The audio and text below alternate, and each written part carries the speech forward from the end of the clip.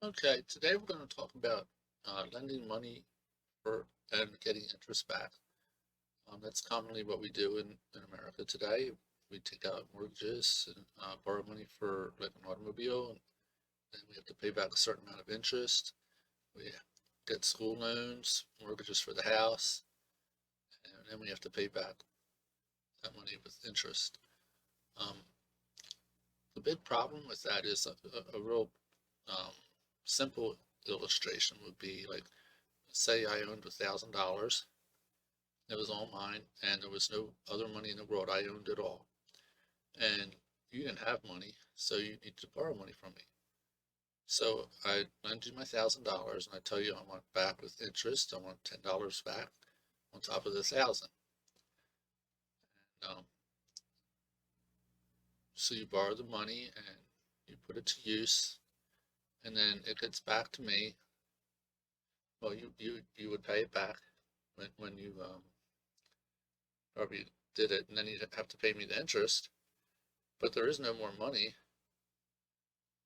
and the only way you can get that interest to pay me would be that I would have to hire you to do something that'd be worth the $10.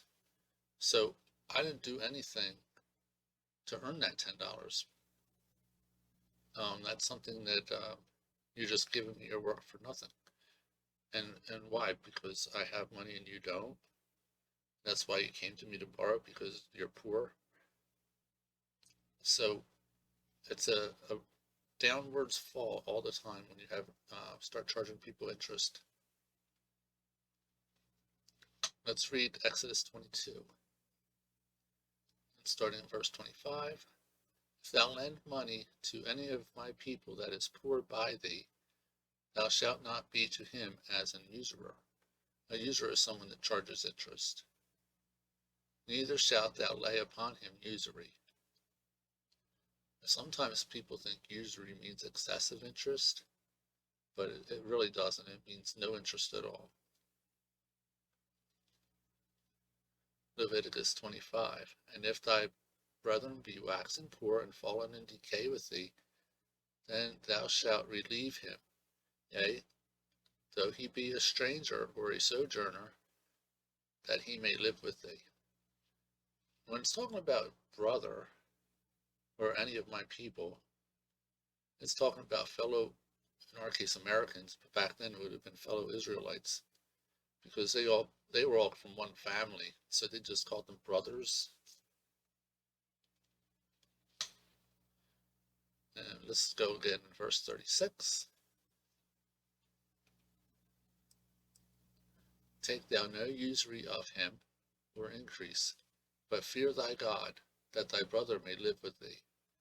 Thou shalt not give him thy money upon usury, nor lend him thy victuals for increase. Back then, a lot of people had an extra room built onto their house because of all the traveling that went on, and it was a place for people to stay. So it wasn't a big deal to say, oh, take somebody in that you don't even know, because people always had like an extra room on their house.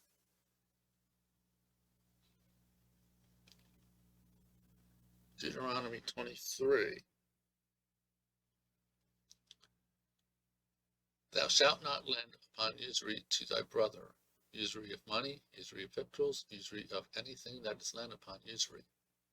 Unto a stranger thou mayest lend upon usury, but unto thy brother thou shalt not lend upon usury, that the Lord thy God may bless thee in all that thou settest thy hand to in the land whither thou goest to possess.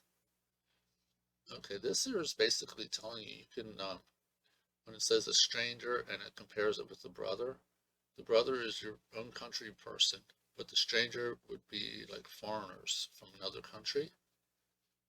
So you can lend to the foreigners and get interest from them, but you can't do that to your brother.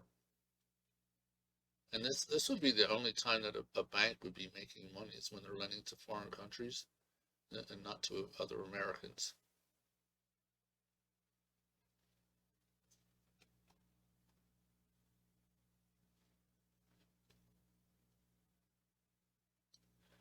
Okay, let's take a look here at Psalm 15. Lord, who shall abide in thy tabernacle? Who shall dwell in thy holy hill? He that walketh upright, and worketh righteousness, and speaketh the truth in his heart. He that backbiteth not with his tongue, nor doeth evil to his neighbor, nor taketh up a reproach against his neighbor, in whose eyes a vile person is contemned. But he honoureth them that fear the Lord. He that sweareth to his own hurt, and changeth not. He that putteth not out his money to usury, nor taketh reward against the innocent. He that doeth these things shall never be moved. So here it's saying that you don't put out your money for usury. You don't be charging usury when you lend money.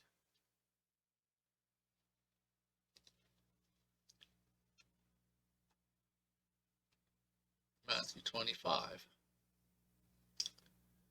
And his Lord answered and said unto him, Thou wicked and slothful servant, thou knewest that I reap where I sow not, and gather where I have not strawed. Thou oughtest therefore to have put my money to the exchangers, and then at my coming I should have received mine own with usury.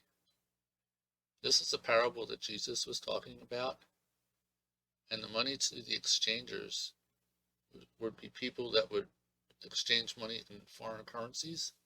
So if people, like a foreigner was coming, they could charge usury to them. Luke 19. Wherefore then gavest not thou my money into the bank, that at my coming I might have required mine own with usury? This is the same thing as we just read in Matthew 25. The bank could lend to the foreigners and should put interest, so if you invested and they lent to the foreigners, you could get interest back.